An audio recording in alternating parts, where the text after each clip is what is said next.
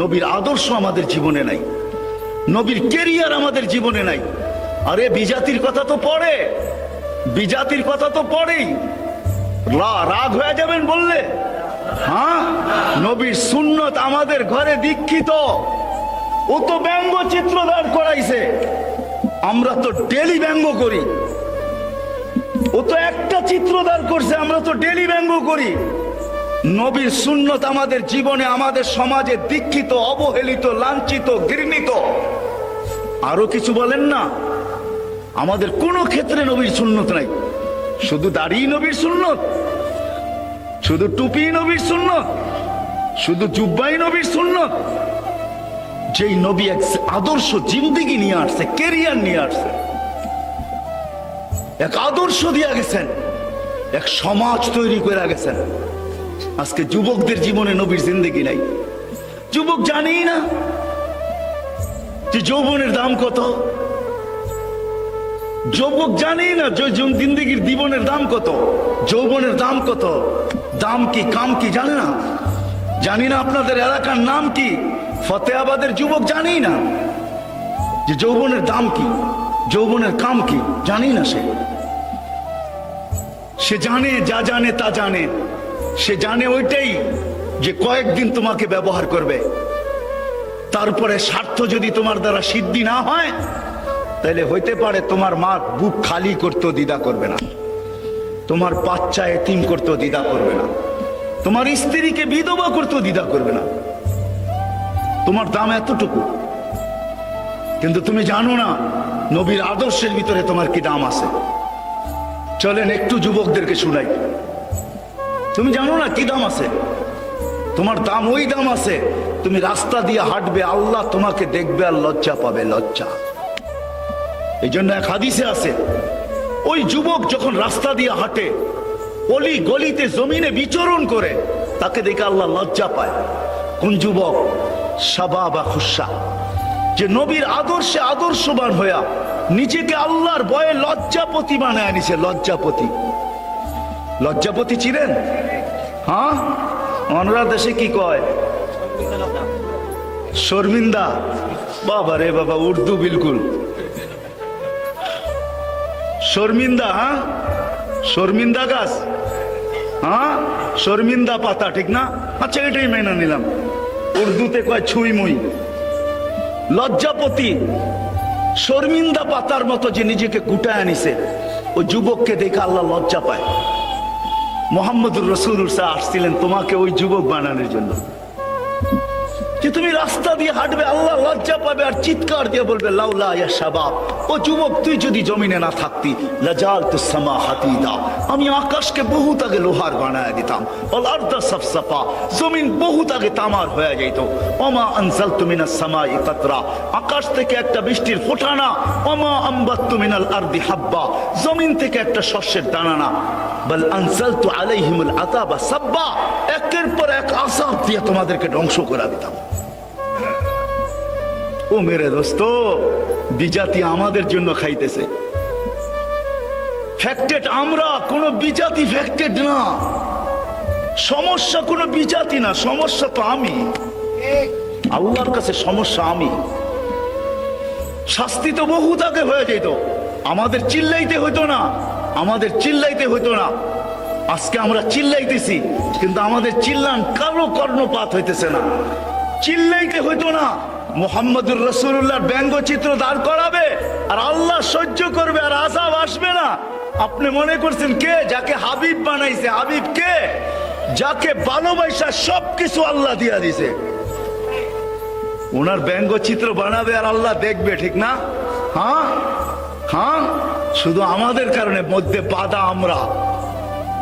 আমরা যদি নবীর আদর্শ, আমি সিরাতের দিকে আপনাদেরকে নিয়ে যেতেছি, নবীর কেরিয়ার, নবীর সিরাত, নবীর আদর্শ। বিদায় যুবকদেরকে বলবো, তোমাদের পায়ে হাত রাখা বলতেছি আমি, ফতেহাবাদের যুবক, তোমাদের পায়ে হাত রাখি, আসো। দুনিয়াওয়ালারা তোমাদের দাম দিতে পারবে না। হাজারো যুবকের জান দুনিয়াওয়ালারা নিয়ে আনিছে, হাজারো মার কুল খালি করছে, শুধু স্বার্থের ব্যাঘাত করছে বিদায়, স্বার্থের বিপরীত গেছে বিদায়। তোমার তোমাকে স্বার্থ সিদ্ধির জন্য ব্যবহার করবে, স্বার্থের বিপরীত হবে তোমার মার কুল খালি করতে দ্বিধা করবে না। তোমার দুধের শিশু থাকতে, তোমার দুধের শিশু আছে কিনা এটাও দ্বিধা করবে না। তোমার কোলের শিশু দুধের শিশুকে এতিম বানাইতে দ্বিধা করবে না দুনিয়াওয়ালারা। তোমার বিবিকে বিধবা করতে দ্বিধা করবে না। আসো, মুহাম্মদুর রাসূলুল্লাহ যে আদর্শ নিয়ে আসছে, ওই আদর্শওয়ালা যুবক তুমি হও। আল্লাহ তোমাকে দেখে লজ্জা পাবে, লজ্জা।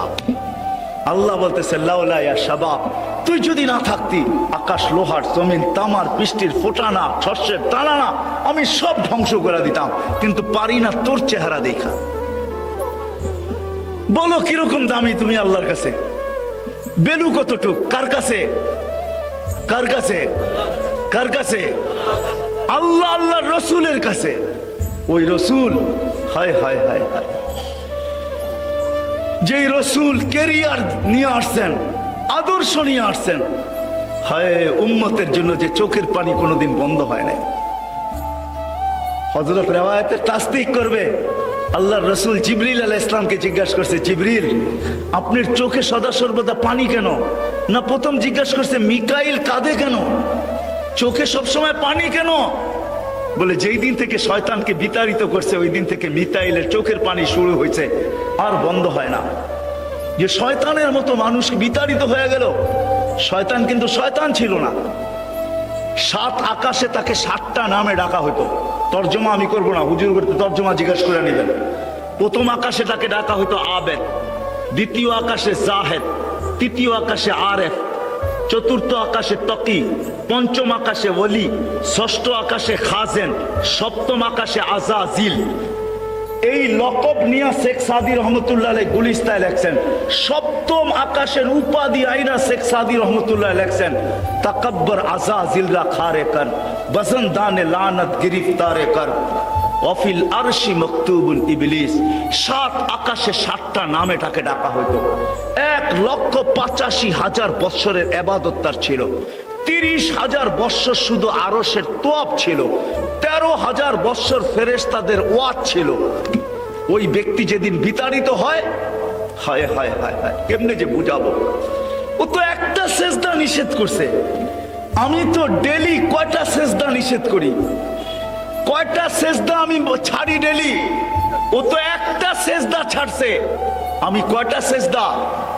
আরে বলেন না, আরে আমি ডেলি 64টা সেজদা ছাড়ি, 64টা। ও যুবক, তুমি যদি নামাজ না পড়ো, তুমি ডেলি 64টা সেজদা ছাড়তেছ। 32 রাকাত নামাজ, 20 রাকাত আর 12 রাকাত, সুন্নতে মুআক্কাদা সহ 32 রাকাত, 17 রাকাত ফরজ, 3 রাকাত বেতের, 20 রাকাত, 12 রাকাত হইল সুন্নতে মুআক্কাদা, 32 রাকাত। মা বোনদেরকে বলতেছি, তুমি ডেলি 64টা সেজদা ছাড়তেছ। শয়তান তো একটা সেজদা ছাড়ছে। শয়তান এখনো আল্লাহকে সেজদা করার জন্য রাজি আছে। বিশ্বাস হয় না? দলিল দিমু। হ্যাঁ, মুসা আলাইহিস সালাম একদিন মুসা আলাইহিস সালামের কাছে আসছে কানতে কানতে। কিছে? কে তুমি? কয় শয়তান। কিছে? অনুতপ্ত। কেন? তওবা করব। জিজ্ঞাসা করো কোনো রাস্তা আছে কিনা। আল্লাহর কাছে জিজ্ঞাসা করছে। আল্লাহ বলছে, এই দিলাম আদম আলাইহিস সালামের কবরের ঠিকানা দিলাম তোমাকে, ওরে যায় বলো কবরে একটা সেজদা মাইরা দিতে, মাফ করে দিব। আয়েশা বিকালে দেখা হয়েছে, কি হলো ভাই? কই যে ঠিকানা নিয়ে আসছি। আল্লাহ বলছে একটা সেজদা কবরে মেরা দিতে, মাফ করে দিবে। কই জিন্দা ছিল তখনই করি নাই, মরাটারে কি সেজদা করবো?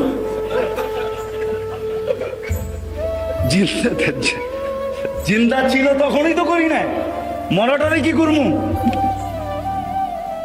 ও সেজদা করতে আল্লাহকে রাজি। আল্লাহকে সেজদা করার জন্য নিষেধ ছিল না ওর কাছে, এখনো নিষেধ না। আপনার আমি 64টা সেজদা ছাড়ি। ও বিতাড়িত হওয়ার পরে মিকাইল আলাইহিস সালামের চোখে পানি।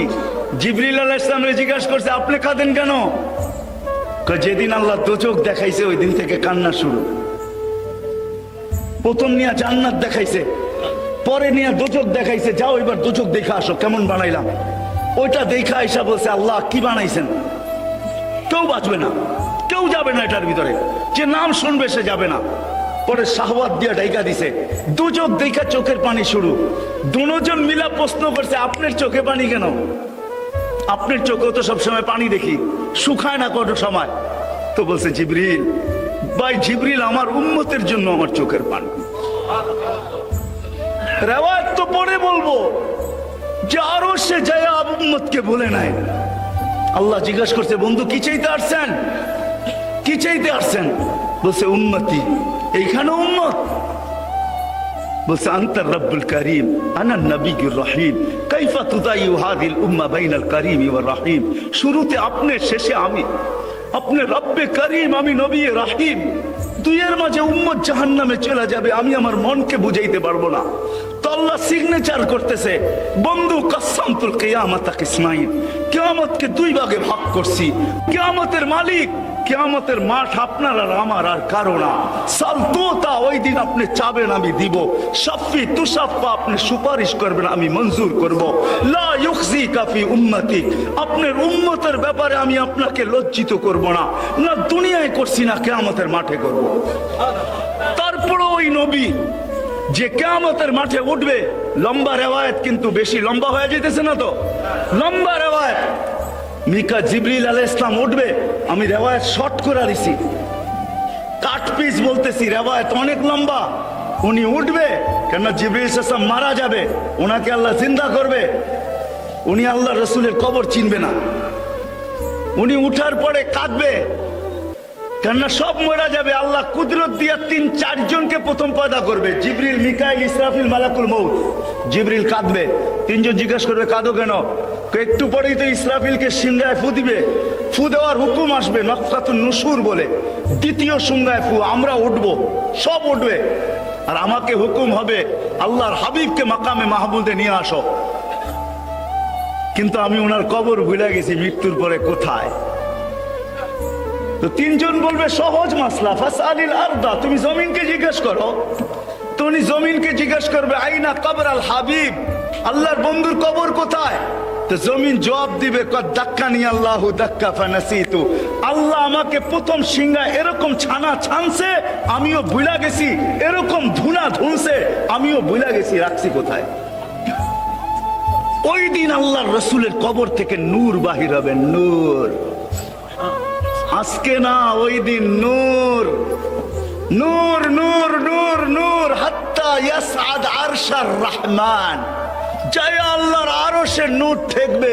জিবরিল আলাইহিস সালাম হুকুম দিবে, আল্লাহ আমার বন্ধুকে নিয়ে আসো।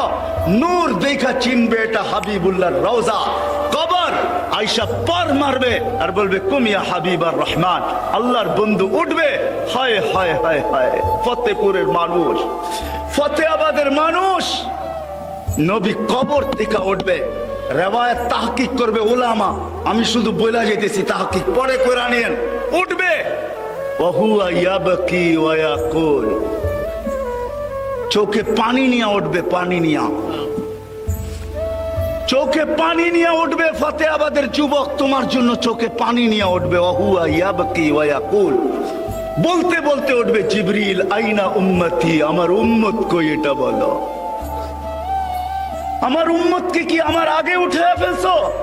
আওয়াসালা শফির জাহান্নাম, আমার উম্মত কি পুলসিরাতের কিনারে চলে গেছে, তারপরে আমাকে উঠাইতে আসছো? তো জিবরিল কসম খাবে, ওয়াল্লাহি বিইজ্জতিহি ওয়া জালালি, আল্লাহর ইজ্জত আর জালালের কসম, মা শাক্কাল আরদা আহাদুন ইল্লা আনতা, আপনি বেঁচে যেতে পারি নাই। ওই আদর্শ নিয়ে আসছে, মা বোনদেরকে ওই দামি বানাইতে আসছে, আনছে, আসছে ওই দামি বানাইতে। সারা দুনিয়া যাবে আল্লাহর জিয়ারতে, আল্লাহ যাবে এই উম্মতের কিছু মা বোনের জিয়ারতে, আল্লাহ নিজে যাবে, নিজে, আল্লাহ নিজে যাবে, জিয়ারতে যাবে, জিয়ারতে। কে যাবে? কে যাবে? কে যাবে? সমগ্র জগৎকে, এই উম্মতের কিছু মা বোন আছে আল্লাহর রসুলের আগে জান্নাতে যাবে। আল্লাহ রসুল জিজ্ঞেস করবে তোমরা কারা, আমার আগে কেন জান্নাতে যাইতেছ? তো হাসি দিয়া বলবে ইয়া রাসূলুল্লাহ, আপনারই উম্মত। তো বলবে আমার আগে কি কইরা? বলে আপনার থেকে শিখেই তো যাইতেছি। কার থেকে শিখা? আপনার আদর্শ শিখেই যাইতেছি।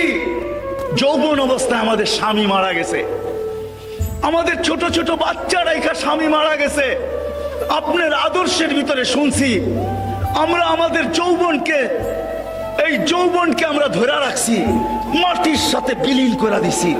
বাচ্চাগুলাকে বুকে নিয়ে পড়া রয়েছি, এদেরকে মানুষের মতো মানুষ করছি, কোথাও বিয়ে বসি নাই। যৌবন একদিন মাটির সাথে মিশা গেছে, আমরাও একদিন কবরের সাথে মিশা গেছি। আপনার আদর্শকে ধরে রাখছি তো আল্লাহর রসুল তাদেরকে বলবে সাবাস, আহলান ওয়া সাহলান, তোমরাই আমার আগে যাওয়ার উপযোগী, তোমাদেরকে সালাম দিতেছি, সেলুট দিতেছি। নবী আদর্শ নিয়ে আসছে, ওই আদর্শ নিয়ে আসছে নবী আজকে। আমি লম্বা করতে চাইতেছি না, আমি লম্বা করতে চাইতেছি না, ওই আদর্শ নিয়ে আসছে। কেরিয়ার আমাদেরকে দিয়া গেছিলেন, সিরত দিয়া গেছিলেন, আদর্শ দিয়া গেছিলেন।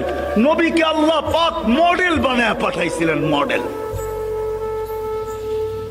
আজকে আমরা সারা দুনিয়ায় ঘৃণিত, অবহেলিত, লাঞ্ছিত, দীক্ষিত মুসলিম। সারা দুনিয়ায় মুসলিম বলতেই বোঝা যায় সন্ত্রাসী, মুসলিম বলতেই বোঝা যায় দীক্ষিত, মুসলিম বলতেই বোঝা যায় লাঞ্ছিত, মুসলিম বলতেই বোঝা যায় অবহেলিত, মুসলিম বলতেই বোঝা যায় হায় হায় দাড়ি, টুপি, জুব্বা, পাগড়ি, ধার্মিক হওয়ার নামই হইল সে কি, সে কি?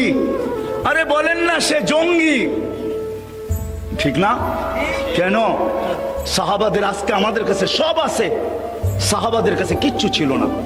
আপনি আমাকে বুঝাইতে হবে না, রাগ হয়েন না। মিডিয়া আলা থাকলে আপনার পায়ে হাত রাখা বলি, আমি মিডিয়ায় তেমন বিশ্বাসী না। এই জন্য বিশ্বাসী না যে আমি সারা দুনিয়া ঘুরা দেখি। আমি মিডিয়ায় চোখ রাখবো কখন? তাহাদিসে নেয়ামত বলতেছি। আর এক দেখলে 100 হবে, 100। কত দেখলে? কয়টা দেখলে? একটা দেখলে 100 হবে, 100। আপনাদের উন্নত বিশ্ব দেখতে দেখতে আমার জুতা শেষ। আপনাদের কোন বিশ্ব আমাকে দেখাইতে হবে না।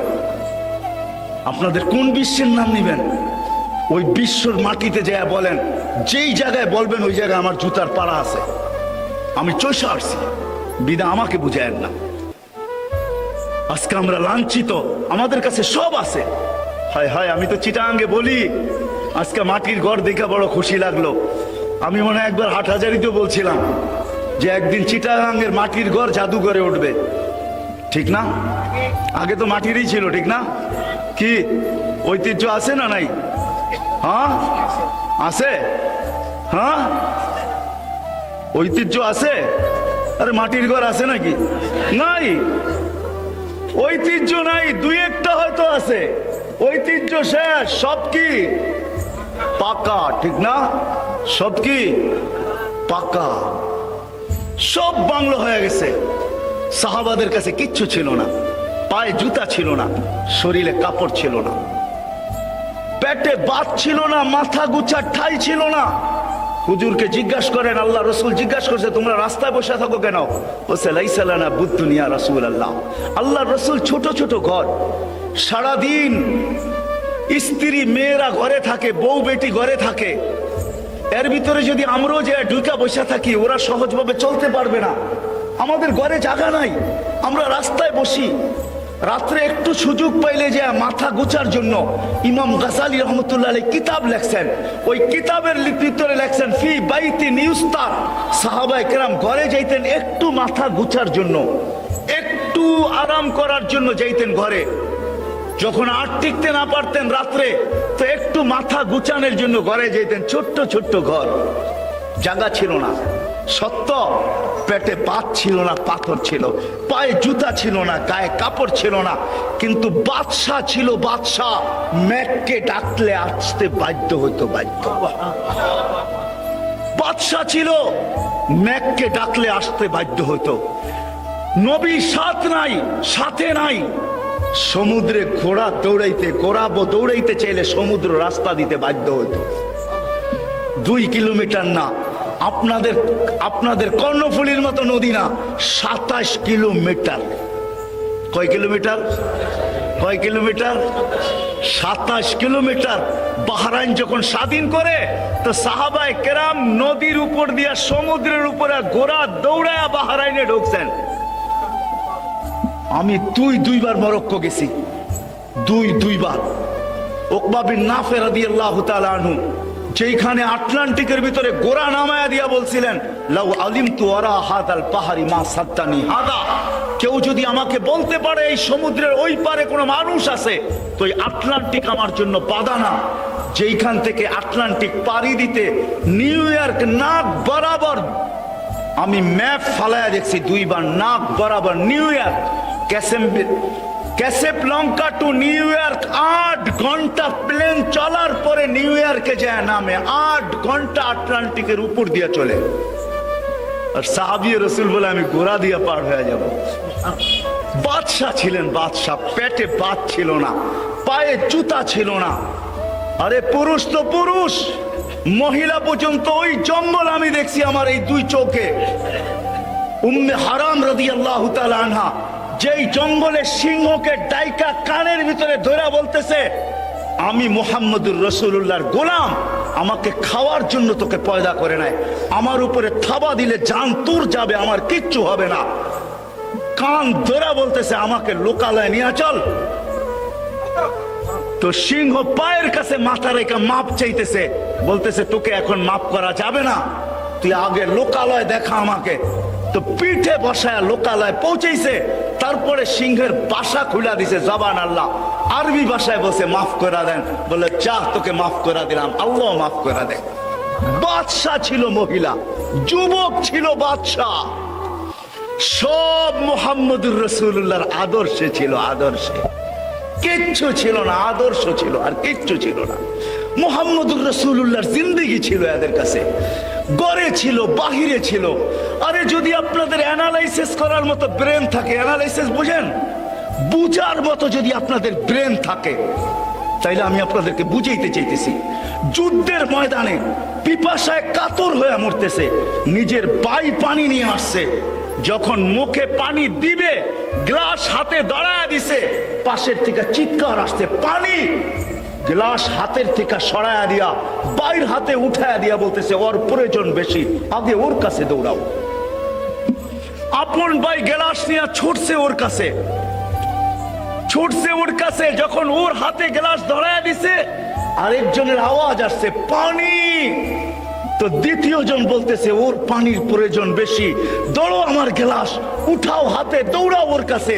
ওর কাছে পৌঁছতে পৌঁছতে ও দুনিয়ার থেকে শেষ। আসছে দ্বিতীয় জনের কাছে, ও দুনিয়ার থেকে শেষ। আসছে আপন ভাইয়ের কাছে, ও দুনিয়ার থেকে শেষ। ও মুহাম্মদুর রাসূলুল্লাহ এই আদর্শ শিখায়া গেছে, কারোটা মাইরা খাওয়া শিখায়া যায় না, কারোটা ছিনানো শিখায়া যায় না, যুদ্ধের ময়দানে ইসার শিখায়া গেছে। আজকে আমরা কোথাও শান্তিতে নাই, কোন সম্পর্ক শান্তিতে নাই। হায় রাগ হয় না, আমি তো বলি বাংলার জমিন উল্টায় যাওয়া হালাল হয়ে গেছে। হালাল, হালাল বোঝেন, বৈধ। আমি সহ উল্টায় গেলে বৈধ, আর আমি চাই উল্টায় যাক। যেই সমাজে মা 5 টুকরা, কয় টুকরা হয় নাই? 5 টুকরা। আপনারা তো মিডিয়া আমার চেয়ে বেশি দেখেন। 5 টুকরা হয় নাই? কে টুকরা করছে? ছেলে। মাকে 5 টুকরা। ওই মা আবু হুরায়রা রাদিয়াল্লাহু তাআলা আনহু জিজ্ঞেস করছে, আবু হুরায়রা রাদিয়াল্লাহু তাআলা আনহুকে জিজ্ঞেস করছে এক যুবক, মায়ের হক আদায় করতে চাই, কি করবি বেটা? বলে পিঠে উঠাবো মদিনার থেকে, তারপর পায়ে হাইটা যাব মক্কাতুল মুকাররমা 470 কিলোমিটার, তারপর বলে তারপরও পিঠের থেকে নামাবো না। 5 দিন কন্টিনিউ, হজের 5 দিন মাকে পিঠে নিয়ে হজ করাবো, তারপর বিদায় হজ করে মাকে নিয়ে আবার হাইটা মদিনায় এসে নামাবো। হক আদায় হবে? তো বলছে বেটা, তোর মাকে, মা তোকে পেটে নিয়ে যে একদিন কষ্ট করছে, ওইটার হক আদায় হবে না, দুধের হক তো পরে। ওই মাকে, যেই মা বাবার ব্যাপারে আল্লাহ ওসিয়ত পাঠাইছে, ও আসাইনাল ইনসানা, কোরআনে আল্লাহ সবচেয়ে বড় ওসিয়ত। ওই মা, ইমাম গাজালি রহমতুল্লাহ আলাইহি লেখছেন, তোর মা তোকে নিয়ে যে কষ্ট করছে, এটা যদি যান্ত্রিক রূপ দেওয়া যেত, দুনিয়ার যত বড় কঠিন পাহাড়, পাথরের পাহাড় নির্বাচিত করা হোক, আর ওটার উপরে নিক্ষেপ করা হোক লাখ শাক্কাল জিবাল, পাহাড় টুকরা টুকরা হয়ে যেত।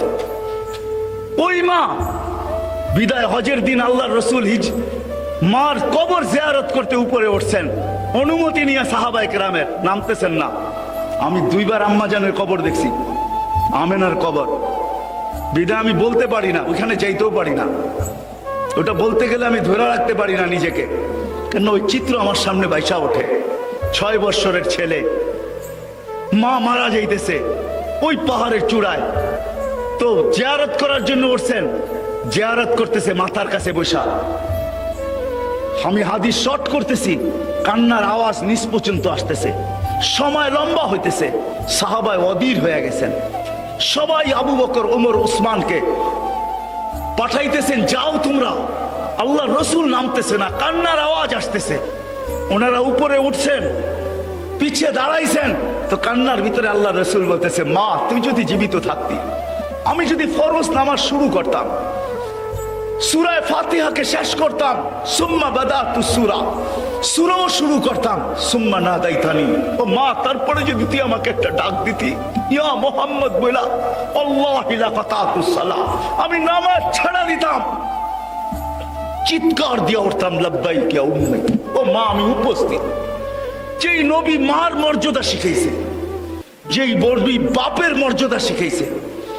লম্বা হয়ে যাবে, যুবক এসে অভিযোগ করছে, আমি 2 হাতে খরচ করি। আছে কিছু যুবক আছে এখনো বাপের খরচ সহ্য করতে পারে না, ঠিক না? যুবক কামাই করলে, বাপ খরচ করলে সহ্য করতে পারে না। আমি বিদেশ থেকে কামায়া পাঠাই, তুমি তোমার মন মতো খরচ করো। আমি কত কষ্ট করে পাঠাই, ঠিক না? ওই যুবকও অভিযোগ করছে, আল্লাহ রসুল তার বাপকে ডাইকা পাঠাইছেন। বাস সাহাবীকে জিজ্ঞাসা করছে, অবেলা কেন রাখলো? বলে তা তো জানি না। কে আছে আল্লাহ রসুলের কাছে? তোমার ছেলেকে বসা দেখছি। বাপের ছেলে, বাপে বুঝা ফেলছে আমার ছেলে কোনো অভিযোগ করছে। বাপ মনে মনে কবিতা আবৃত্তি করতে করতে আসতেছিল, এখনো পৌঁছতে পারে না আল্লাহ রসুলের কাছে। জিবরিল আলাইহিস সালাম চলে আসছে, আয়েশা বলতেছে আসতেছে, সালাম দিবে, আপনিও জবাব দিবেন, কিন্তু বসার আগে কবিতাগুলো শুনে নিবেন। সে কি কবিতা পড়তেছিল? তার কবিতা শুধু আপনাকে কাঁদাবে না, এর আগে আল্লাহর আরশকে হেলায়া দিছে কবিতা। যদিও সে ঠোঁট দিয়া উচ্চারণ করে নেয়, যদিও সে জিহ্বা হেলায় নেয়, তার মনের কবিতা আল্লাহর আরশ হেলায়া দিছে। আল্লাহ রসুল জিজ্ঞাসা করছে, কবিতা শোনাও। বলছে, মান আখবারাকা, আপনাকে খবর কে দিল? আমার তো ঠোঁটও হেলে নাই, জিহ্বাও নড়ে নাই, মনে মনে আবৃত্তি করছি। আল্লাহ রসুল বলতে, নাব্বানি আল আলিমুল খাবীর, আল্লাহ খবর দিয়া দিছে, শোনা। কবিতা শোনানোর সময় আমার কাছে নাই, 2-1টার তর্জমা করতেছি, শুধু আমি তর্জমা করতেছি। আল্লাহ রসুল বলতেছে, ওই লোক ব্যক্তি বলতেছে, আমি কবিতা আবৃত্তি করতেছিলাম, আমি একা ছিলাম, মনে বড় স্বপ্ন ছিল বিয়ে হবে, স্বপ্ন আল্লাহ পূরণ করছে। এখন আর আমি একা নাই, 2 জন। এখন আমাদের 2 জনের স্বপ্ন কবে আমাদের কুল ভরবে? আমরা 2 জন স্বপ্ন দেখতেছিলাম, আল্লাহ আমাদের কুল ভরা দিছে। যেদিন আমাদের কুল ভরছে, ওদিন আমরা 2 জনে একই অঙ্গীকারে আবদ্ধ হয়েছি যে আজকের থেকে আর আমরা আমাদের জন্য বাঁচবো না, বাঁচবো তো কলিজার টুকরার জন্য বাঁচবো। এরম মনে হয় প্রত্যেক মা বাবা, ঠিক না? মনে হয় বুঝাইতে পারি না আপনাদেরকে। প্রত্যেক মা বাবা সন্তান হওয়ার পরে নিজের জন্য বাঁচে না। ফতেহাবাদের রিক্সাওয়ালা সারা দিন, কোনো দিন যায় না যে গালি না খায়া বাড়িতে না ফিরে, থাপ্পড় না খায়া বাড়িতে না ফিরে। কি সত্য তো? সিএনজি আলা, ভ্যান আলা, বাইক আলা, কি গালি ছাড়া, রিক্সাওয়ালা গালি ছাড়া বাড়িতে ফিরে? কিন্তু তারপরেও কেন সে আবার পরের দিন রিক্সা হাতে নেয়? কেন? বৃষ্টি আসতেছে, কি বৃষ্টি আসতেছে? হ্যাঁ, সামান্য উঠাউঠি করে না, শেষ শেষ হয়ে গেছে, শেষ শেষ জায়গায় চলে আসছি আমি। উঠাউঠি করেন না, রহমত আসছে, রহমত, বৃষ্টি আসে নাই। হ্যাঁ, রহমত আসছে, বৃষ্টি আসে নাই। এটা বৃষ্টি না, রহমত। বৃষ্টির সময় দোয়া কবুল হয়, হুজুরের জিজ্ঞাসা করেন, যত সময় দোয়া কবুল হয় ওটার এক সময় হলো বৃষ্টি। সব বৃষ্টি বৃষ্টি না, এটা রহমতের বৃষ্টি। নবীর শানের বৃষ্টি আসতেছে, শানের। নবীর সিরাতের বৃষ্টি আসতেছে। তো ওই সাহাবী বলতেছিল আজকের থেকে আমরা দুইজন নিজেদের জন্য বাচ্চা ছেড়া দিছি। লম্বা কাহিনী আর যাইতেছি না। আল্লাহ রসুল কানতে কানতে যুবকের কলার ধরে বলছেন, আনতা ওয়া মালুকা লি আবিকা। নবী আমাদেরকে কেরিয়ার দিয়া গেছেন, আদর্শ দিয়া গেছেন। ওই আদর্শ ছাড়ার কারণে সব আছে, সব আছে, সব আছে, টাকা আছে, পয়সা আছে, সব আছে, কিন্তু নবীর আদর্শ না থাকার কারণে। আমি আপনাদের পায়ে হাত রেখা বলবো, আজকে সবাই এখান থেকে ওয়াদা করেন, নবীর আদর্শকে আমাদের জীবনের আদর্শ বানাবো, নবীর সুন্নতকে আমাদের জীবনের সুন্নত বানাবো। ওয়াদা, নিয়ত না, ওয়াদা। যে ওয়াদা করতে পারেন সে হাত উঠান। যে ওয়াদা, বিশেষ করে যুবকদেরকে বলবো, কি ওয়াদা? পাক্কা, পাক্কা ওয়াদা না? মা যুবকদেরকে একটা কথা বলবো, তুমি তোমার যৌবনকে, তুমি তোমার মেধাকে, তুমি তোমার চিন্তাকে, তুমি তোমার বিদ্যাকে, সব কিছুকে, তুমি তোমার হোয়াটসঅ্যাপকে, তুমি তোমার ইমুকে, তুমি তোমার ভাইবারকে, তুমি তোমার নেটকে, সব কিছু আজকের থেকে ব্যয় শুরু করো যে আমি নবীর আদর্শ শিখবো। আর নবীর আদর্শ মানুষের কাছে ছড়ায়া দিব, মানুষের ঘরে ঘরে ছড়ায়া দিব, জীবনে জীবনে ছড়ায়া দিব। আমরা যেদিন থেকে নবীর আদর্শবান হব, খোদার কসম, দুনিয়ার কোন কাফের, দুনিয়ার কোন ব্যক্তি, যত বড় ব্যক্তিত্ব হোক, যত বড় সম্রাট হোক, আল্লাহর রসুলের বিরুদ্ধে দাঁড়াবে। হায় হায়, আল্লাহ শিখাইছেন, একজন আল্লাহর রসুলের বিরুদ্ধে দাঁড়াইছিলেন, তো আল্লাহর রসুল বলছিল যে ওকে আল্লাহ সিংহ পাঠায়া দিয়া ওকে ফাইরা ফেলবে, ফাইরা। ওই সিংহ এখনো আল্লাহর খাজিনায় আছে না নাই? আছে না নাই? আল্লাহর কাছে ওই কুকুর এখনো আছে, কালবুম মিন কিলাবির রহমান। আল্লাহর ভান্ডারের কুকুর এখনো আছে। আপনার হাত কালো করতে হবে না, আমার হাত কালো করতে হবে না, শুধু আপনাকে আমাকে নবীর কেরিয়ার আলা হইতে হবে, নবীর আদর্শে আদর্শবান হইতে হবে। আমি সাথে সাথে একটা, এই মজমাকে একটা কথা বলবো, আমাদের হাত পাও বাঁধা, আমাদের মুখ বাঁধা, আমরা যদিও ভিতর থেকে রক্তক্ষরণ হইতেছে, আমরা ওইভাবে নবীর বিরুদ্ধে যারা বলে তাদের বিরুদ্ধে আমরা দাঁড়াইতে পারি না, কেননা আমাদের হাত পাও বাঁধা। ঠিক না? সত্য তো, সত্য তো। কিন্তু একটা তো করতে পারি আমরা, এইখান থেকে ফ্রান্স যাওয়া চলবে না, অনেক কিছুই করা সম্ভব হবে না, আপনি বেশি চিল্লাইতেও পারবেন না, এটাও সম্ভব হবে না।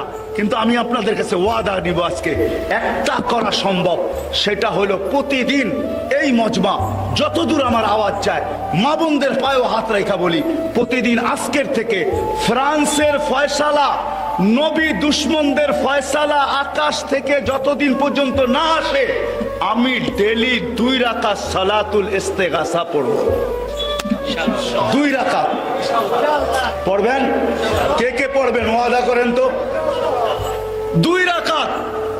তকি উসমানী রহমতুল্লাহ, তকি উসমানী মুদ্দাজিল্লুল আলী, উনি বলেন, উনি 2 দিন আগেও বলছেন যে আমরা কিচ্ছু করতে পারি না, আমরা রাত্রে উঠা, আমি রাত্রে বলবো না ওনার মতো, ওনার বুড়ি বলেন যে 2 রাকাত নামাজ পড়ে তো আমার মনের কথাটা আমি আল্লাহকে বলতে পারি না, পারি না। আস-সাজিদু ইয়াসজুদু আলা কদমাই রহমান, সিজদাকারী আল্লাহর কদমে কুদরতি পায়ে মাথা রাখা দেয়। ইদা সাজাদাল আবদ ইরতাফাল হিজাব বাইনাহু ওয়া বাইনার রহমান, যখন সিজদায় যায় তো আল্লাহ আর তার মাঝের ভিতরে সব পর্দাগুলো সরে যায়। মুসা আলাইহিস সালাম 70,000 পর্দার এই পারের থেকে কথা বলছে।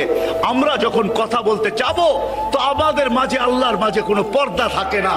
ওই অবস্থায় আমি আল্লাহর কাছে বলি, আল্লাহ আমাদের হাত পাও বাঁধা, নবীর ব্যথায় আমাদের রক্ত ক্ষরণ হইতেছে, আল্লাহ আমরা কাউকে বলতে পারি না, আল্লাহ আমি তোর কদমে বলতেছি, আল্লাহ তোর কুকুরদের ভিতর থেকে একটা কুকুর নির্ধারণ কর। তোর কাছে কুকুরের অভাব নাই, তোর সৈন্যের অভাব নাই, তোর ডিফেন্সের অভাব নাই, তোর কুদরতের কোনো সীমা নাই, তোর ক্ষমতার কোনো সীমা নাই। আল্লাহর কাছে আমরা বলি, আমি আপনাদের পায়ে আবার হাত রেখা বলতেছি, ওয়াদা করেন যে আজকের থেকে আমি 2 রাকাত নামাজ পড়বো, যেটা সালাতে ইস্তেগাসা ফ্রান্সের বিরুদ্ধে পড়বো, বিরুদ্ধে। ওয়াদা, ওয়াদা। আল্লাহ আল্লাহ আমাকেও আমল করার তৌফিক দান করো, আপনাদেরকেও আমল করার তৌফিক দান করো। ওমা আলাইনা ইল্লাল বালা। পাইলেও সমস্যা, না পাইলেও সমস্যা। যারা পায় নাই তারাও সমস্যায় ভুগতেছে, আর যারা পাইছেন তারাও সমস্যায় ভুগতেছেন।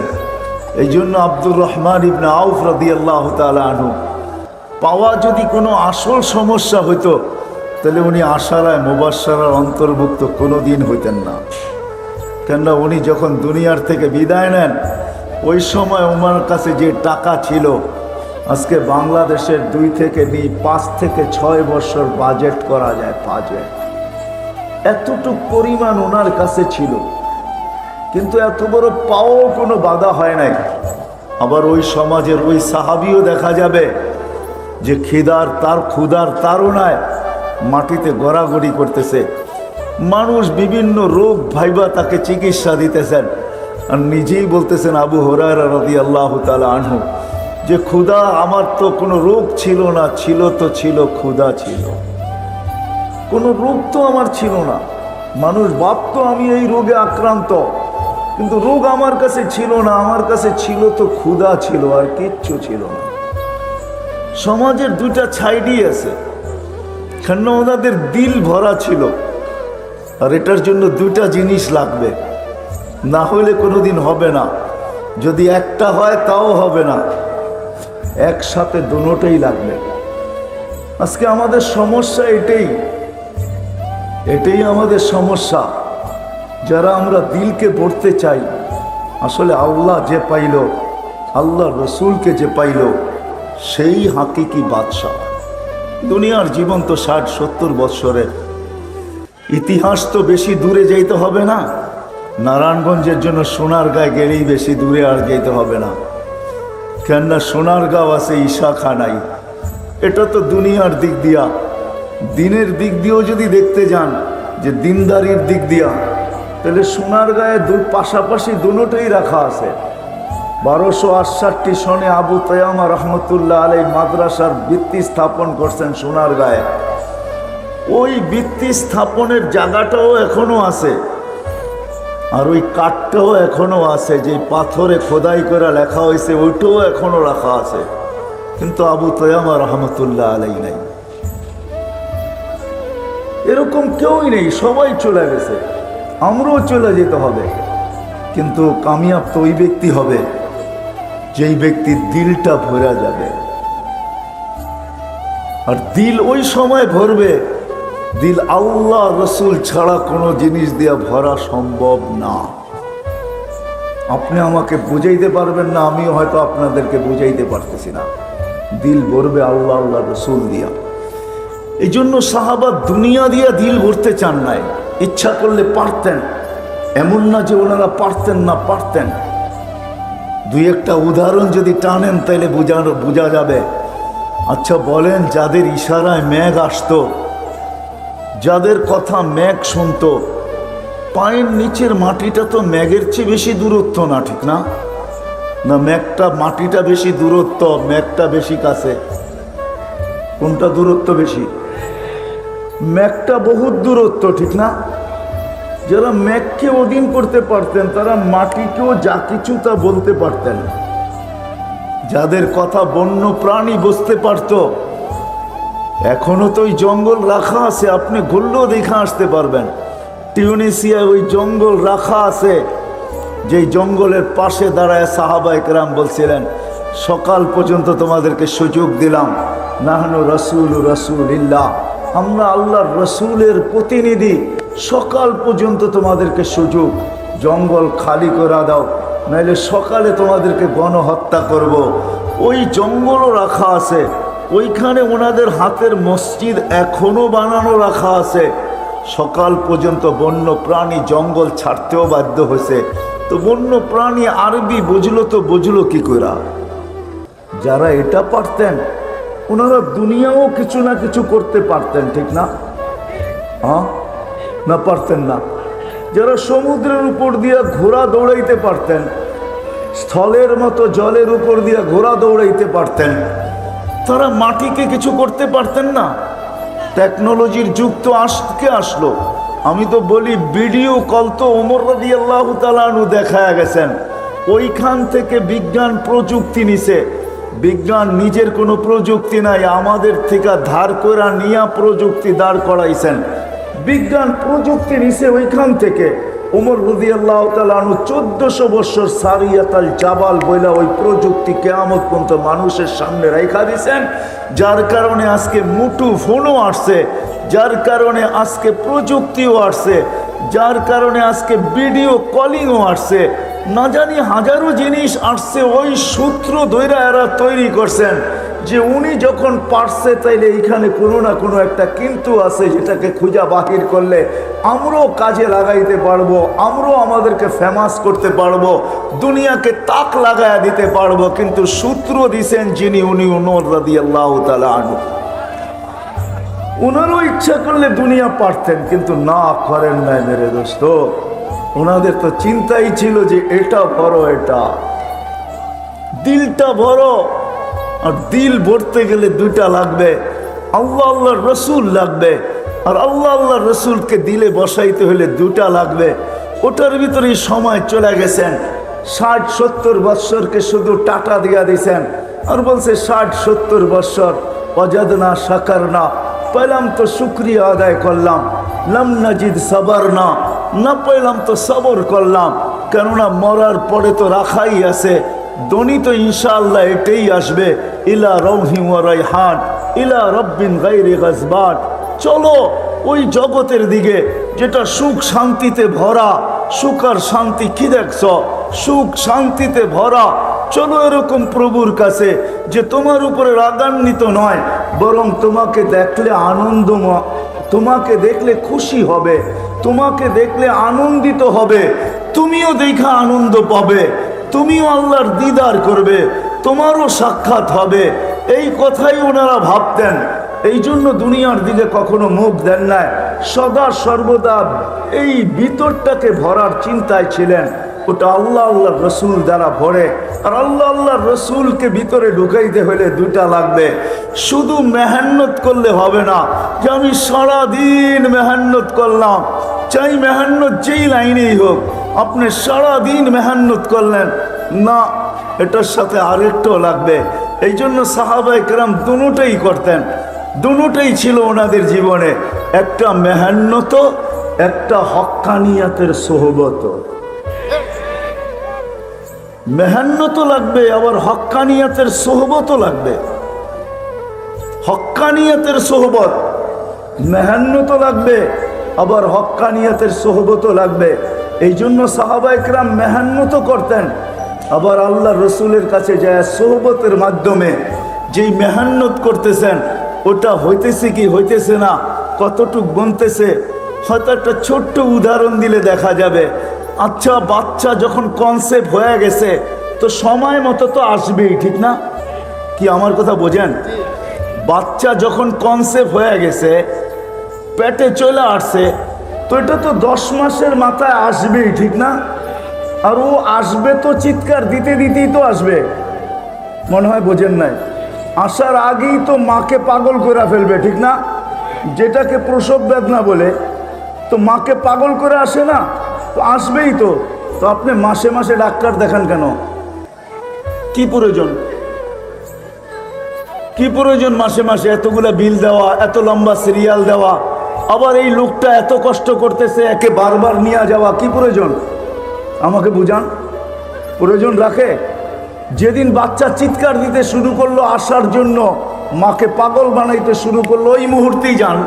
হয়তো সিজার হবে, নাইলে নর্মাল হবে, দুটার একটা তো হবেই, ঠিক না? হয়তো বাইপাস হবে, নাইলে ডাইরেক্ট হবে, ঠিক না? দুইটাই তো আমাদের দুনিয়ার রাস্তা, ঠিক না?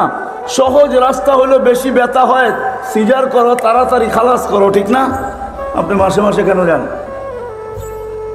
এই জন্য যাই যে দেখার জন্য পজিশন কিরকম, ঠিক না? আমিও বুঝাইতে পারলাম কিনা জানি না। হক্কানিয়াতের সোহবত, আল্লাহওয়ালাদের সোহবত, হক্কানি আলেমদের সোহবত, এই জন্য জরুরত যে আপনি মেহান্নতের পজিশনটা দেখেন কিরকম আছে, আপনার পজিশন ঠিক আছে কি ঠিক নাই। চাইলে দেখবেন আপনি মেহনত করবেন তো ঠিক আছে, আপনি পজিশন দেখলেন না, বাচ্চা তো হবে হবে, হইতে পারে তারও সারা জীবনের কান্না হইতে পারে, আর আপনি মা বাবা হিসাবে আপনিও সারা জীবন বাচ্চা দেখবেন আর চোখের পানি ঝরাইতে থাকবেন, আর ভাববেন একটুখানি ভুলের তরে অনেক বিপদ ঘটে। ভুল করেছে যারা সবাই ভুক্তভোগী বটে। এই প্রবাদ বাক্য আপনার আমার জীবনও সত্য হইতে পারে। এই জন্য মেরে দোস্ত, মানুষের দিল কসম খোদা আল্লাহ রসুল ছাড়া আর কোনো জিনিস দ্বারা ভরা যাবে না। আর যার দিল না বলল, দিলটা যার না বলল, দুনিয়ার থেকে যাবে তো যাবে সত্য, কিন্তু ওই ইস্তেকবাল হবে না, ওই সংবর্ধনা হবে না, ওই ইস্তেকবাল হবে না। যারা দিল ভরা যাবে তাদেরটা যেরকম হবে, ওটার জন্য দুটেই দরকার, আল্লাহ আল্লাহর রসুল। আর আল্লাহ আল্লাহর রসুলকে ভিতরে ঢুকাইতে হইলে মেহনত, চাই সেটা বন্দেগীর লাইনে হোক, চাই সেটা জিকিরের লাইনে হোক, চাই সেটা তেলাওয়াতের লাইনে হোক, চাই দুনিয়াতে যতগুলা লাইনই আছে সব লাইনের হোক, কিন্তু সাথে সাথে সোহবত লাগবে যে আপনার মেহনত ঠিক হইতেছে কি হইতেছে না। নাইলে দেখা যাবে একদিন আমি মেহনত করতে করতে সময় মতো তো আমি ঢোলা পড়ব, মৌতের কোলে ঢোলা পড়ব, ওই বাচ্চার মতো সময় মতো সে চিৎকার দিতে দিতে চলে আসবে। হইতে পারে সারা জীবনের সেও কান, তারও চোখের পানি ঝরতে পারে, আর তাকে যখন দেখবে তো মা বাবারও চোখের পানি ঝরতে পারে। আর সেই কথাই বাস্তব প্রমাণিত করবে যে একটুখানি ভুলের তরে অনেক বিপদ ঘটে। ভুল করেছে যারা সবাই ভুক্তভোগী বটে, তখন আমারও এরকম হতে পারে যে আমি মেহনত করতে করতে করতে করতে করতে একটা পর্ব আসবে যখন থাবা আমার কাছে চলে আসবে, তো আর ওই সম্বোধন হয়তো আমার কাছে আসবে না, যেই সম্বোধন চিরাচরিত মেহনত আর সোহবতের মাধ্যমে আসার কথা। কেননা আমার কাছে মেহনত আছে, সোহবত নাই। এই জন্য এরকম কেউ যদি সোহবত নিল কিন্তু মেহনত একটুও করলো না, তাহলে সোহবত যে তার ভিতরে সব কিছু আইনা দিবে এটাও না, দুটোটাই লাগবে, মেহনতও লাগবে, সোহবতও লাগবে। কথা কিন্তু শেষ। এই জন্য আপনাদের কাছে দরখাস্ত, মৃত্যুর আগেই কিন্তু দিলটাকে গড়তে হবে। আর ভরার জন্য মেহনত, আবার হক্কানিয়াতের সোহবত, হক্কানি ওলামা, হক্কানি আল্লাহওয়ালা। আর আমি সারা দুনিয়া ঘুরার পরে বলতেছি, যেই সুযোগ সুবিধা আল্লাহ বাংলাদেশের মানুষকে দিছেন, মক্কা মদিনা বাইতুল মুকাদ্দাস, এটাকে নিয়ে আলোচনাও করা যায় না, তুলনাও করা যায় না। দুনিয়ার কোনো মাটিকে আল্লাহ এই সুযোগ সুবিধা দেন নাই, কোনো মাটির মানুষকেই আল্লাহ দেন নাই। বাংলাদেশের মানুষকে আল্লাহ এতটুকু সুযোগ সুবিধা দিছেন। আমার মনে হয় কেন যে দিছেন, ভাবতে ভাবতে আমি মাঝে মাঝে একা একাই ভাবি যে মনে হয় আল্লাহ বাংলাদেশের মানুষকেও বেশি ভালোবাসেন, আর এই মাটিকেও আল্লাহ বেশি ভালোবাসেন। যার কারণে মাঝে মাঝে দুই একটা উদাহরণও আমার সামনে চলে আসে। গত 2 দিন আগে বাংলাদেশে একটা দিন গেছে যে করোনায় একজনও মারা যায় নাই, কিন্তু সারা দুনিয়ার দিকে তাকায় দেখবেন আজ পর্যন্ত দুনিয়ার কোনো একটা দেশ এই প্রমাণ দিতে পারবে না যে আজকে আমাদের দেশে একজনও মারা যায় নাই। কিন্তু বাংলাদেশে প্রমাণ দিতে পারতেছে যে 2 দিন আগে বাংলাদেশে করোনায় একজনও মারা যায় না, আক্রান্ত হয়েছে বটে কিন্তু মারা যায় না। এই মালাটা আমাদের গলায় আসছে। মনে হয় এই মাটিকেও ভালোবাসেন, মাটির মানুষকেও ভালোবাসেন। হাজারো সময় আমাদের এখানে মুসিবত চলে আসে, ভূমিকম্প শতবার আসছে কিন্তু বিপর্যয় আজ পর্যন্ত হয় নাই। 10 নম্বর মহাবিপদ সংকেত উঠছে, ফ্ল্যাগও উঠছে, কিন্তু কোনো বিপর্যয় ঘটে নাই। বিদায় আমি বলতে পারি, সজোরে বলতে পারি, বাংলাদেশের মানুষকেও আল্লাহ ভালোবাসেন, মাটিকেও ভালোবাসেন। নাইলে এই মানুষ, এই দেশের মানুষের জন্য এত সুবিধা আল্লাহ দিবেন কেন যে এরকম কোনো এলাকা নাই, গলি নাই যে গলিতে একটা হক্কানি মাদ্রাসার সাইনবোর্ড না আছে, একটা হেফজোখানা না আছে। যান আপনি নারায়ণগঞ্জের গলিগুলো দেখা এসে আমাকে বলেন, এমন কোন গলি আছে যেই গলিতে একটা ছোট্ট হেফজোখানার সাইনবোর্ড না আছে, একটা মক্তবের সাইনবোর্ড না আছে, এত মসজিদ এই দেশে কেন দিবে, এত মাদ্রাসা এই দেশে কেন দিবে, এত মক্তব এই দেশে কেন দিবে, এই দেশে কেন দিবে আল্লাহ, এত আলেম ওলামা কেন দিবে, এত আল্লাহ ওয়ালা কেন দিবে, এত কেন দিবে যে যারা আল্লাহ রসুলের আশেক এরকম রাত্র দেখে না, বৈশা মাটিতে বসছে তো বসছেই, চাতকের মতো আল্লাহ আল্লাহ রসুলের কথা সারা রাত অবধি শুনতে বাজে, সারা রাত অবধি শুনতেছে, পুরো রাত্র বৈশা। আপনাদের এটা তো হয়তো 12টা 1টা শেষ হয়ে যাবে, কিন্তু যান সিলেট অঞ্চলে, ময়মনসিংহ অঞ্চলে, বিভিন্ন অঞ্চল আছে সারা রাত্র ওয়াজ হয়, ঠিক না? মানুষের কমই নাই, জোয়ার। এই জন্যই এই কথাগুলো আমাকে বলে যে বাংলাদেশের মাটিকেও আল্লাহ ভালোবাসে, মানুষকেও ভালোবাসে। এই জন্য বাংলাদেশকে যে সুযোগ সুবিধা দিছেন, হক্কানি আলেমদেরকে আল্লাহ মনে হয় যেরকম মাটিকে বিছায়া দিছেন, এই জমিনে এরকম বিছায়া দিছেন, হক্কানি আল্লাহ ওয়ালাদেরকেও বিছায়া দিছেন। এই জন্য আসেন, কথা শেষ, সবাই আমরা আজকে থেকে ওয়াদা করি যে মরার আগেই কিন্তু ভিতরটাকে ভরতে হবে। যদিও আমাদের চোখ ভরা গেছে, কিন্তু বাচ্চার মতো চোখ ভরছে কিন্তু দিল ভরে নাই, বাচ্চার তো পেট ভরছে কিন্তু চোখ ভরে নাই। কিন্তু চোখ ভরতে হলে আল্লাহ আল্লাহ রসুল ছাড়া বড়ার কোনো বিকল্প রাস্তা নাই। এটা দিয়ে দিল ভরবে, আর ওটার জন্য দুটা লাগবে, এক তো মেহান্নত আর একটা হলো সোহবত। এবাদতের লাইনের যত মেহান্নত আছে করতে হবে, কিন্তু কোরা যদি আপনি ভাবেন যে আমি তো মেহান্নত করতেছি, কিছু পচা গেছি, না না, ভুল হবে। আপনাকে সোহবতও যাইতে হবে, হক্কানিয়াতের সোহবত, আল্লাহওয়ালাদের সোহবত, হক্কানি আলেমদের সোহবত, এটাতে থাকতে হবে। যতক্ষণ পর্যন্ত আপনি এই দুই জিনিসের সাথে আপনাকে সংযুক্ত রাখবেন, তার সাথে সাথে মেহান্নত করবেন, ইনশাআল্লাহ একদিন আসবে, ইনশাআল্লাহ একদিন আসবে। মৃত্যুর আগ মুহূর্ত হলেও আসবে যে আল্লাহ আপনার এটাকে ভরা, দিলটাকে ভরা দিবে। প্রমাণ স্বরূপ সারা দুনিয়াকে আপনার মুখের কলেমা শুনায় দিবে। মৃত্যু লগ্নে যারা আছে তাদেরকে আপনি কলেমা শুনায় দিবেন, এরা বলবে দিল ভরা গেছে, করবো তো ইনশাআল্লাহ।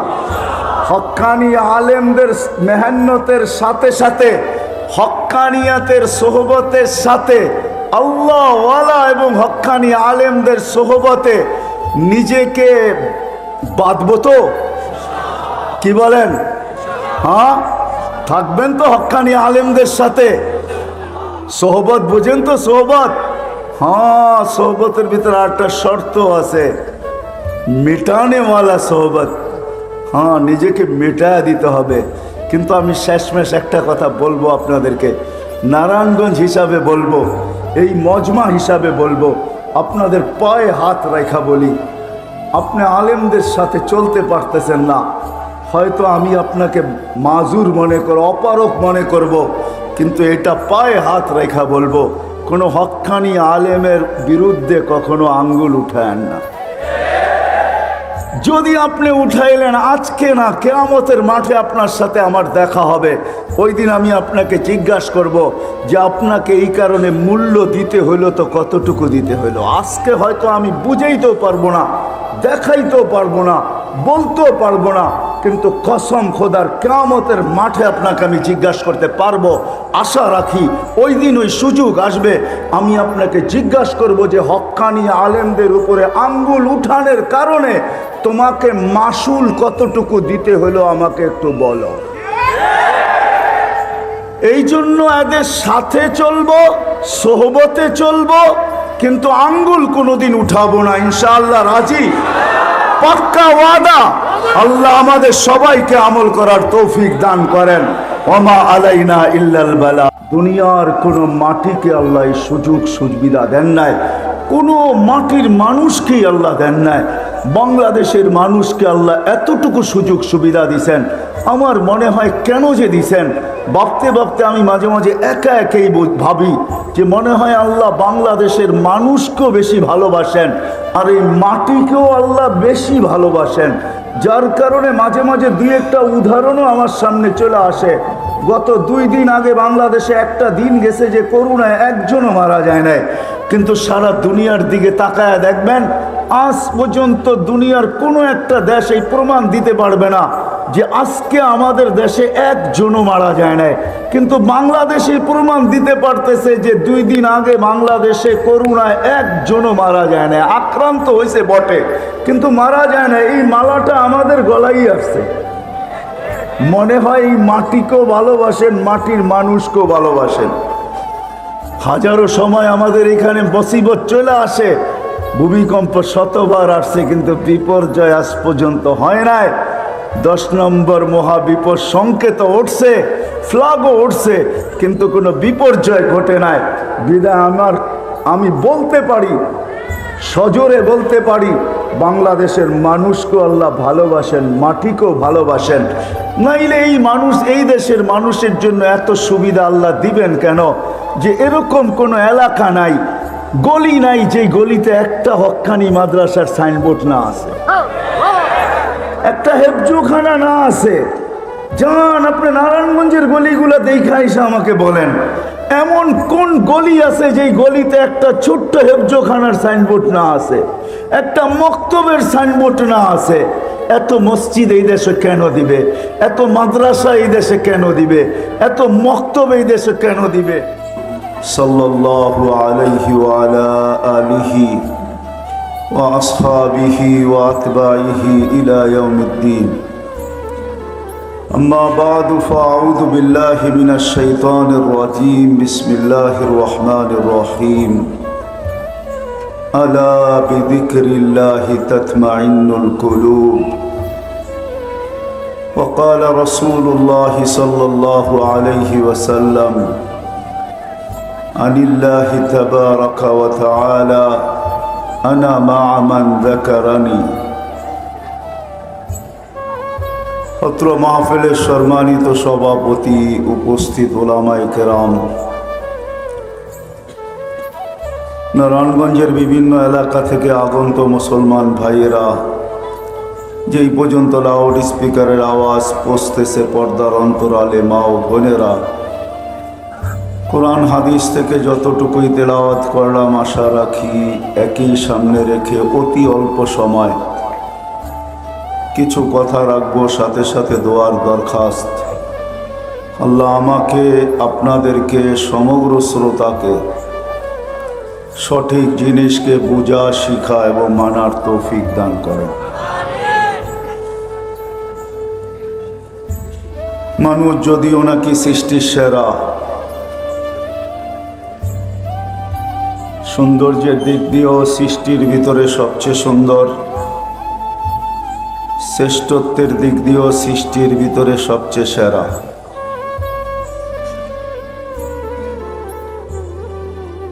বহুত দিক দিয়ে দেখলে দেখা যাবে মানুষ সৃষ্টির ভিতরে সবচেয়ে উত্তম। কেননা সমগ্র সৃষ্টির জন্ম বৃত্তান্ত ভিন্ন, মানুষের জন্ম বৃত্তান্ত ভিন্ন। সমগ্র জিনিসকে আল্লাহ 6 দিনে কমপ্লিট করছেন, মানুষকে আল্লাহ প্রত্যেককে আমাদেরকে 10 মাস সময় নিয়ে কমপ্লিট করছেন। কোনো সৃষ্টিকে আল্লাহ বিনিময় দেন নাই, যদিও সমগ্র সৃষ্টি 24 ঘন্টায় আল্লাহর গুণগানে রত। একটা মুহূর্ত এরকম যায় না কোনো সৃষ্টির উপরে যে আল্লাহর গুণগান না গান। জন্মলগ্ন থেকে নিয়ে মৃত্যু পর্যন্ত প্রত্যেক আকাশের ভিতরে অগণিত ফেরেশতা, কেউ দাঁড়ানো, কেউ রুকু, কেউ সেজদা, কেউ বসা অবস্থায় আল্লাহর গুণগানে রত। লা ইয়ালতাফিত ওয়ালা ইয়াকফাল তরফাত আইন। চোখের পলক ঝপতে যতটুক সময় লাগে এতটুক সময়ের জন্য তারা না বিমুখ হন, না গাফেল হন, না ডাইনে তাকান, না বামে তাকান। কোরআনও আমাদেরকে এই কথাই বুঝাইতেছেন, মা মিন শাইইন ইল্লা ইউসাব্বিহু বিহামদি রাব্বি। যেটারই অস্তিত্ব ঘটে সেটাই আল্লাহর গুণগান গাইতে বাধ্য। কিন্তু অনেক জিনিসের গুণগান শোনাই যায় না, আবার অনেকটা শোনা যায় তো বোঝা যায় না। আল্লাহ আমাদেরকে এটার সমাধান দিছেন, ওয়ালাকিন লা তাফকাহুনা তাসবিহাহুম। সবার গুণগান আমরা বুঝি না, আবার কিছুর গুণগান আমরা শুনিও না। এই জন্য মাঝে মাঝে আল্লাহ রসুল সাল্লাল্লাহু আলাইহি ওয়াসাল্লাম সাহাবায়ে কেরামকে বিভিন্ন জিনিসের তসবির আওয়াজও শুনাইছেন, যারা তসবিতে রত। কিন্তু এই কথাই সত্য, সৃষ্টি যতই গুণগান গাক, কিন্তু কোনো বিনিময় তাদের জুটবে না, তারা কোনো বিনিময় পাবে না। অথচ আমরা আল্লাহ বলতে দেরি, মুখের থেকে ফেরেশতারা কায়রা নিতে দেরি করে না। আমরা সুবহানাল্লাহ বলতে দেরি, ফেরেশতা এটার সওয়াব লিখতে দেরি করে না। আবার যে সুবহানাল্লাহ শুধু সুবহানাল্লাহই লেখেন এমনও না। তো হাদিসের আলোকে দেখা যায় যে সুবহানাল্লাহর সওয়াব যখন লিখতে শুরু করে, তো আল্লাহ আমাদেরকে পরিধিটা বুঝাইছেন যে এটার পরিধি কতটুকু জায়গা এটায় প্যাক করে বা কতটুকু জায়গা ভরা যায়, ওটা দ্বারা ধারণা করলেই বোঝা যাবে এটা লেখে তো কীরকম লেখে। সৌরজগতের অর্ধেক জায়গা নেকি দ্বারা ভরা যায়। আর সৌরজগৎটা তো এই সামিয়ানার সমান না, বা এর চেয়ে 2-4-10 গুণ বড় না। সৌরজগৎ একটা বিশাল এরিয়া, যেটা বর্ণনা দিতে গেলেও মনে হয় অনেকের বুঝে আসবে না, যেটা হয়তো হয় কি করা। যা হোক, যখন অর্ধেক পরিধি ভরা যায়, তাইলে কতটুকু লেখে, কত দিনে লেখে, ওটা তো পরের কথা। কিন্তু এতটুক তো আন্দাজা করা যায়, অনুমান করা যায় যে সৌরজগতের অর্ধেক যদি সুবহানাল্লাহ বলার দ্বারা ভরা যায়, তাহলে ফেরেশতারা লেখেন তো কতগুলা লেখেন। এতটুক ধারণা তো পাওয়া গেল, ঠিক না? অথচ সমগ্র সৃষ্টি কিন্তু 24 ঘন্টা আল্লাহর গুণগানে রত, কিন্তু কোনো বিনিময় নাই। মানি আমি এই কথা সত্য। জিবরিল আলাইহিস সালাম ফেরেশতাদের সর্দার, নবীদের কাছে কোরআন নিয়ে ওহী নিয়ে আসতেন। শুধু একজনের কাছে না, 1.25 লক্ষ। আবার 313 জন রসুলের কাছে ওনার আনাগোনা ছিল। প্রতি রমজানে একবার কমসে কম আল্লাহর রসুল থেকে কোরআন শুনতেন এবং শোনাইতেন। আমরা আলিফ লাম মিম পড়তে দেরি, 30 নেকি পাইতে আমরা দেরি করি না। কিন্তু জিবরিল আলাইহিস সালাম কোনো বিনিময় পাবেন বলে মনে হয় না যে ওনাকে কোনো বিনিময় দেওয়া হবে। বিনিময় দিতে হলে তো কোনো একটা পুরুষ মর্যাদা, অন্য জিনিস। কিন্তু আমরা প্রত্যেকটা জিনিসের বিপরীতে, নেকের বিপরীতে আল্লাহর কাছে বিনিময় চাই। সেটা জান্নাত রূপে আল্লাহ আমাদেরকে দিবেন। তো সমগ্র সৃষ্টির গুণগানে রত বটে, কিন্তু কোনো বিনিময় নাই, তারা কোনো বিনিময় পাবে না। অথচ আল্লাহ আমাদেরকে ছোট ছোট কালেমার বদৌলতে বিরাট বিরাট বিনিময় দিবেন। কখনো দেখা যাবে আমাদের চুপ থাকারও বিনিময় পাবো, চুপ থাকার। নইলে হাদিসে এই শব্দ আসতো না, ইল্লা লিয়াসমুত, চুপ থাকো। অনেক সময় দেখা যাবে চুপ থাকার বিনিময়ও আমরা পাব। যেখানে বলার ছিল বলি নাই, চুপ ছিলাম, তো এটার বিনিময়ও কিন্তু আল্লাহ আমাদেরকে দিবেন। নাইলে হাদিসে এই কথা কোনোদিন আসতো না, মান কানা ইউমিনু বিল্লাহি ওয়াল ইয়াউমিল আখির ফালিয়াকুল খায়রান ইল্লা লিয়াসমুত। ভালো বলতে পারলে বলো, নাইলে চুপ থাকো। তো চুপ থাকাটাও বিনিময় আমরা পাবো।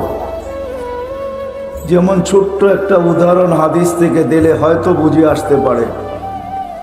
এই উম্মত যদি গুনার নিয়ত করলো আর গুনাহ করলো না, তাইলেও কিন্তু একটা বিরাট বড় সওয়াবের গিফট পায়, গাঠি পায়। আল্লাহ আমাদেরকে বিরাট বড় একটা সওয়াবের গাঠি দিবে যদি গুনার নিয়ত করলো কিন্তু গুনাহ করলো না। নিয়ত করা বললো না করব না, বাদ দিয়ে দিল, তাইলেও কিন্তু একটা নেকি আমাদের লেখা হয়। তো যেটা বুঝাইতেছিলাম, মানুষ সৃষ্টির সেরা, রূপের দিক দিয়া সৃষ্টির দিক দিয়ে আমরা সেরা, আমাদের চেয়ে শ্রেষ্ঠত্ব আল্লাহ কাউকে দেন নাই। দ্বিতীয়, আল্লাহ আমাদের জীবনের প্রত্যেকটা মুহূর্তের বিনিময় রাখছেন, ভালো খারাপও, নেকও পাবে আবার গুণও পাবে, বিনিময় রাখছেন, কোনো সৃষ্টির বিনিময় রাখেন নাই। তৃতীয়, আল্লাহ সমগ্র জিনিসের ভোগ অধিকার আমাদেরকে দিচ্ছেন, কাউকে ভোগ অধিকার দেন নাই। হ্যাঁ, হয়তো আপনি প্রশ্ন তুলবেন, হাজারো জিনিসই তো ভোগ করে, কেউ এটা খায়, কেউ সেটা খায়, কিন্তু ঘোরাফেরা দেখবেন সব আমাদের জন্যই খায়। ছোট্ট একটা উদাহরণ যদি দেই, যে গরুকে তো দামি দামি ভুসিও খাওয়ানো হয়, হ্যাঁ খাওয়ানো যেতে পারে, কিন্তু সে মোটা তাজা হয়তো আপনার আমার জন্যই হয়। দুধের ঝর্ণা খুলে দেয় তো আপনার আমার জন্যই খুলে দেয়। আপনার আমি দুধ থেকে হাজারো আইটেম বানাই। বিদায় মানুষ সৃষ্টির সেরাও অনেক দিক দিয়া, আবার সমগ্র ভোগ অধিকারও মানুষেরই, আবার মানুষের জীবনেরই বিনিময়। কিন্তু হলে কি হবে, তাকাইলে দেখা যাবে এই মানুষটা চতুর্দিক দিয়েই সংকীর্ণতায় আমরা ভুগতেছি। আমাদের সব কিছু সংকীর্ণ, সংকীর্ণতার বর্ণনা দিয়ে শেষ করা যাবে না। মানুষ সংকীর্ণ, সংকীর্ণতায় আমরা ভুগতেছি। মানুষের সব দিক দিয়ে সংকীর্ণতা, সব দিক দিয়ে